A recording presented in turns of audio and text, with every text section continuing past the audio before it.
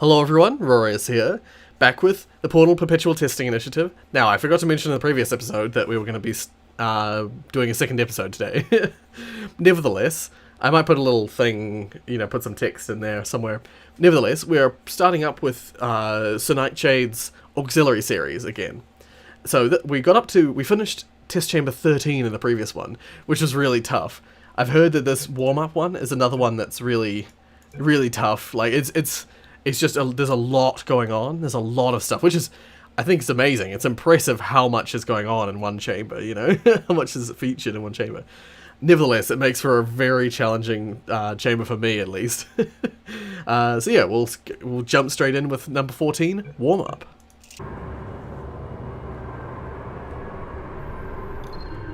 Okay. What number's this one? 65. I don't know where the numbers come from, because the maps are, like, these maps come before the Diamond Knights, a pretty decent test chambers, and yet their numbers. Oh, this one says 65, but on here it has 125 out of 130. I don't know what's going on there. Let's just get into it. Okay, immediately I don't know what I'm doing, but that's normal. That's normal. You're not supposed to know when you first enter a chamber what you gotta do. Oh, spheres. Oh, I haven't seen spheres used, like these spheres at least. I'm used to the Portal 2 spheres, but okay. Go up there, just have a look what's up here. So straight away we've got an infinite ball shooter. We've got an orb. I'm going to shoot a portal over there, just while I can. Bring this to the... I'm going to put this on this button, for now. Just because that's a good, place to keep it. Oh, there's a grate. There's a grate. Oh, there's actually a ball receiver. A sphere receiver over there. Okay. I might have to double down and try and get over there, but for now, I'm going to have a look around. So we've got a cube dropper right here.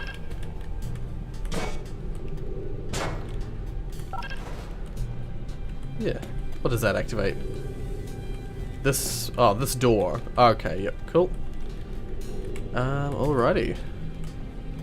So we've got a receiver here that will trigger this dropper to give us another box. That's cool, cool.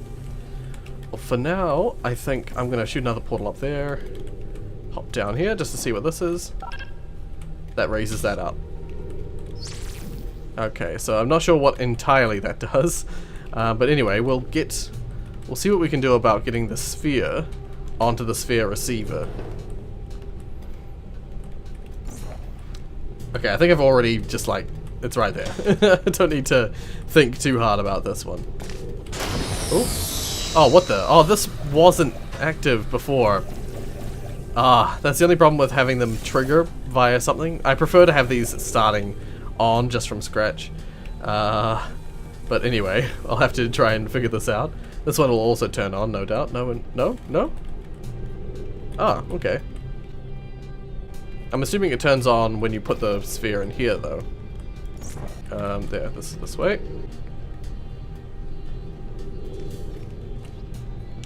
Alrighty, so we got this one going now.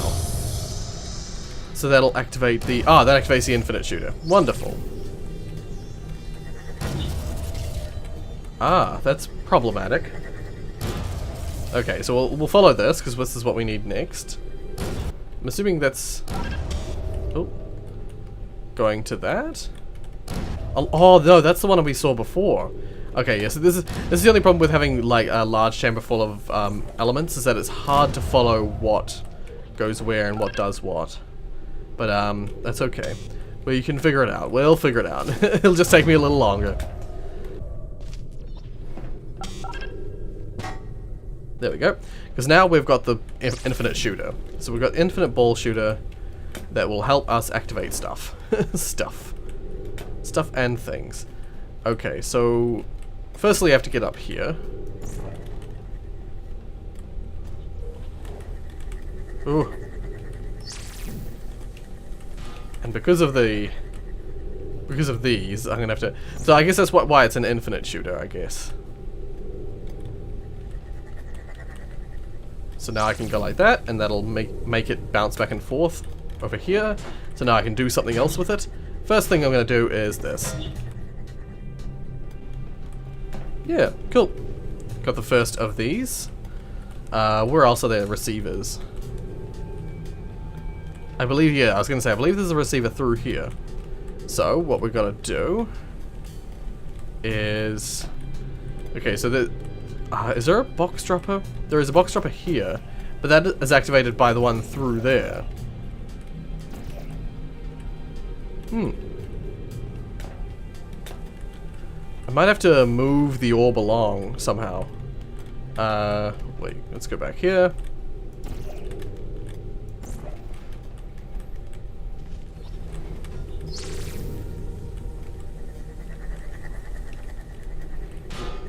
Okay. So once again, we'll get the orb going back through there. And then getting it locked in. Oh, what the? Okay, so once again, this is another grate that's solid. Part of me thinks that I need to move these along, but I might be able to do something. Wait, if I hold this down, because this opens the door, doesn't it? I need that door open. Well, actually, now that I've got that orb bouncing back and forth, I could probably do this. Okay, wait.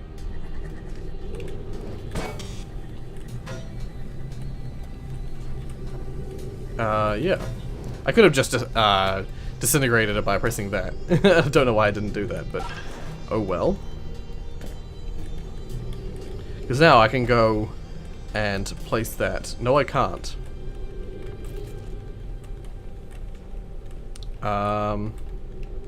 So how am I supposed to get the orb to go in here? So I need to reflect it off this. I think I see how I've got to do this, but this makes for an increasingly frustrating puzzle. Okay, I'm gonna need to destroy this a bunch of times. You piece of shit. God damn it. God damn it. Okay, yeah, see, this is why... Okay, so now that that's there... See, locking repeated elements behind... behind, like, puzzles that need to be repeated, so, like, a repetition of repetition, makes for a puzzle that becomes very tedious very quickly. Yeah, I have to disagree with the use of the some of these repeated elements, purely because you know that there's a sort of like a, you want the chamber to be complicated, you want it to be difficult to solve, right? But if the complication doesn't come from the difficulty to actually do the thing, and it instead comes from the fact that if you fail, you have to restart, usually that makes for a very frustrating solution, as opposed to the solution you want, which is one that is, like, you want that, like, Valve always talks about that aha moment. You want the player to be like, ah, there, that's how I do it, you know, you want the player to have to figure it out. If they can figure it out, but they can't execute on it, oh, shit. Okay.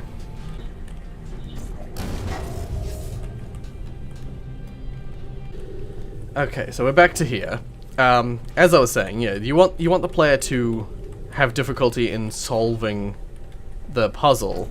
You know, you want the player to think about how to solve the puzzle. You know, you want them to have difficulty figuring out how to solve the puzzle. Please don't go off course again.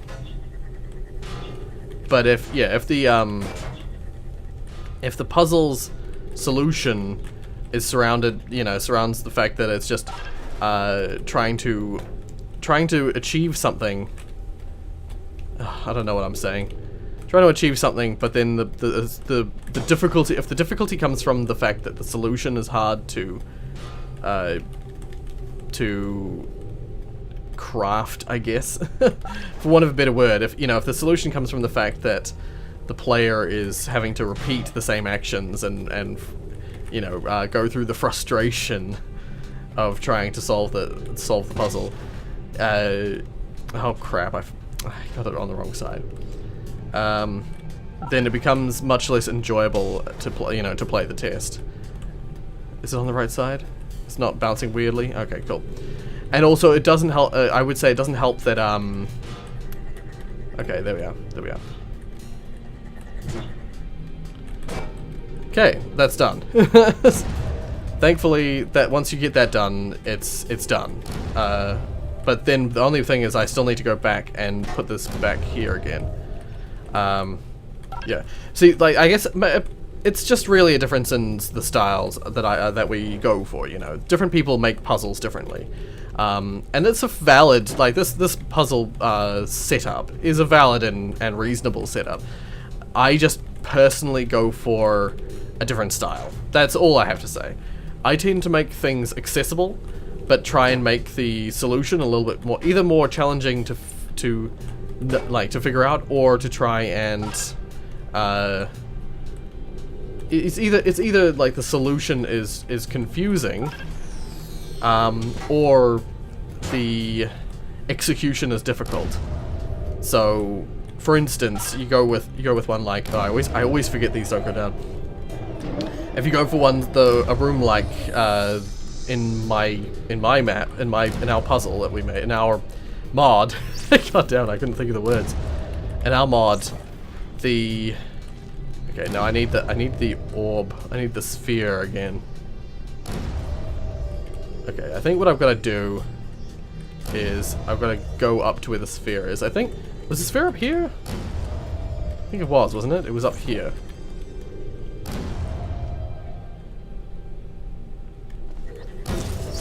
Yeah, if you look at the test chamber, I think it's map 13, but it's... Yeah, it's map 13, but it's test chamber 16 in the numbers. Oh, right, I've got to go back up here. Oh, wait, leave this here. Yeah. Yeah. Yeah. Map 16. I wanted the player, the whole point of that puzzle was that I wanted the player to have to shoot 3 portals in one jump. And so the aim of it was to get the player, you know, you had to do the fling, start the fling, fire a portal on, yeah, so the floor you fly out of, you fly out of a portal, you fire a portal onto one of the buttons, one of the portal buttons, and the floor will move, so that portal fizzles.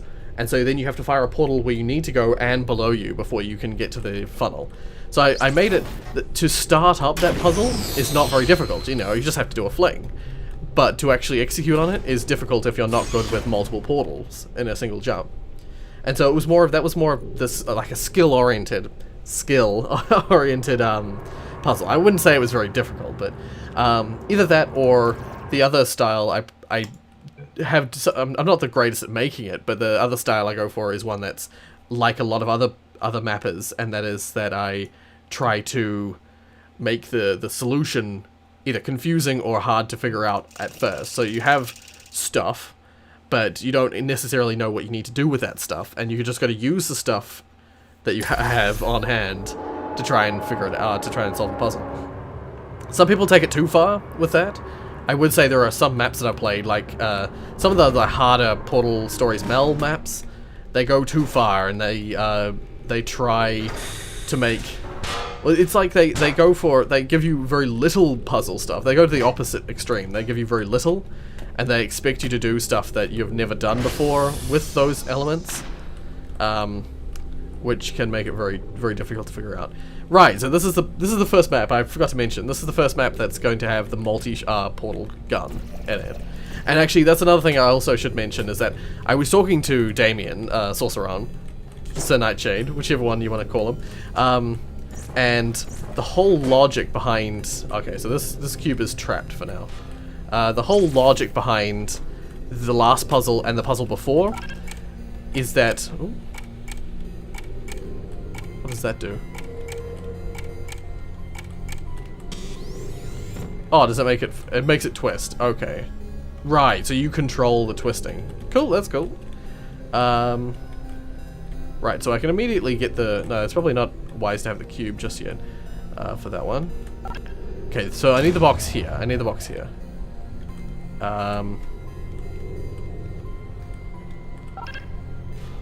But how do I activate this door? So, sorry, I think I cut myself off halfway through that explanation. So, I was talking to Damien, and he was telling me about the whole intention of chamber... Which chamber am I on now? I think it was 13 and 14 was advanced single portal use. So the whole point of that previous... Oh, so you can activate the portal shooter thing. Oh, sweet, okay. So it's the next one, isn't it? Yeah, that's going to open that there, and I need it here.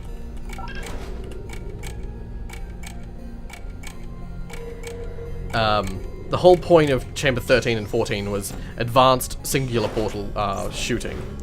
And that makes a lot of sense, because what you've got there is you've got only a single portal shooting, you know, you only got one portal gun. You only got the single shot portal gun. But you are solving very advanced chambers.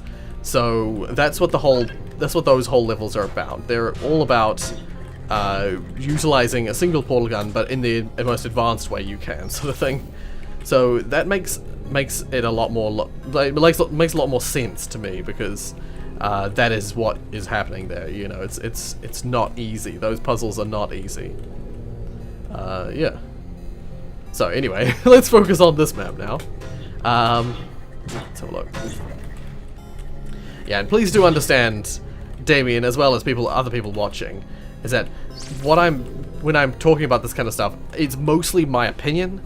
It's not that I genuinely think that the map is either, you know, like when I talk about how I would make it differently, I'm not saying that means that what Sorceron has done is bad. In fact, I would say that it's actually everything I've played of this so far has been freaking excellent. I just work differently when it comes to maps, that's all. And so yeah, it sometimes takes me a little bit longer to solve these puzzles because I work differently. Right, so I need another box, or I need to get this box. Yeah, I think I just need to move the box over there. So we'll go like that. We'll spin it round.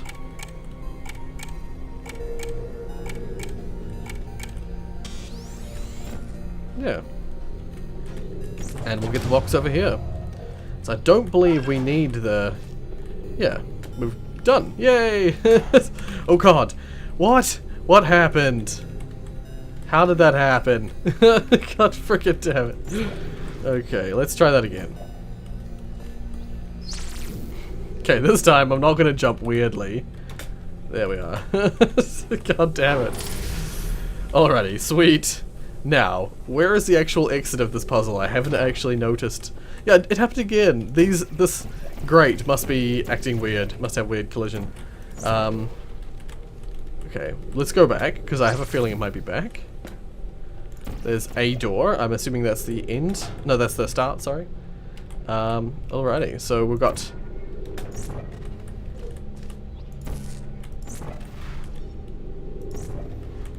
Yeah, cool.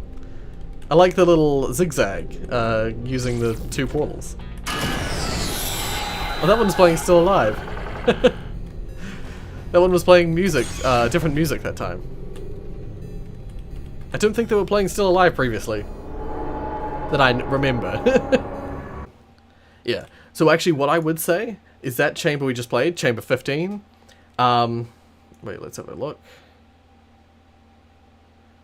Yeah, so chamber 15 was actually much more of the kind of length that I would usually go for, just because I know that people, if you make a test too long, I know the whole point of the 13 was that it was a very, very long test, and that test literally took me like 25 to 30 minutes to solve. I think I cut it down a bit, but it was still like I did like the previous two that I'd already done in like about 15 minutes, and then the episode ended up being about 35 minutes long, so that take a very long time actually took me a very long time to solve. But yeah, so I would say that the only problem with doing that kind of thing is that you do tend to tire the player.